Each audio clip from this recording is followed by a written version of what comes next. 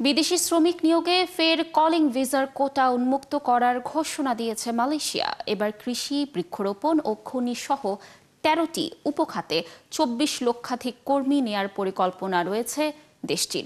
এদিকে ২০২৬ সালের মধ্যে বিদেশি কর্মী নির্ভরতা ১৫ থেকে ১০% নামিয়ে আনার পরিকল্পনা করছে মালয়েশিয়া সরকার।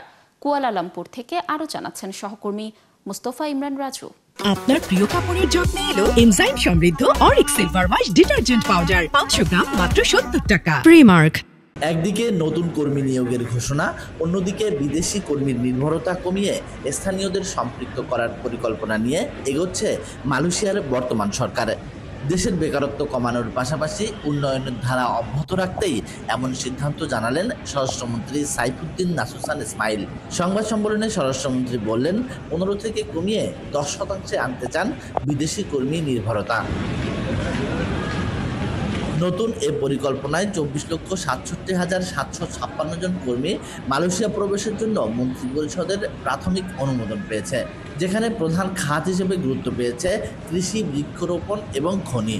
তবে আরও ১৩টি উপখাতেও কর্মী আনার অনুমোদন মিলেছে। নির্মাণ, সেবা, নিরাপত্তা কর্মী নিয়োগ, রেস্টুরেন্ট, লন্ড্রি, কার্গো এবং পরিচ্ছন্নতা কর্মী হিসেবেও কাজের উদ্দেশ্যে আসতে পারবেন মালয়েশিয়া। তবে কর্মী নিয়োগে পুরাতন পদ্ধতিতে আনা হয়েছে বেশ কিছু সংস্কার। গেলবারের FWCMS এর পরিবর্তে এবার যুক্ত হয়েছে FWTC বা ফরেন ওয়ার্কার্স টেকনিক্যাল কমিটি ও যৌথ কমিটি, যাদের কর্মী নিয়োগের অধিকতর যাচাই বাছাইয়ের দায়বদ্ধতা থাকবে। আর কর্মী নিয়োগের আবেদনের সুযোগ যে কোনো এজেন্ট এবং নিয়োগকর্তা নয়, বরং খাতভিত্তিক অফিসিয়াল এজেন্সিগুলো পাবে।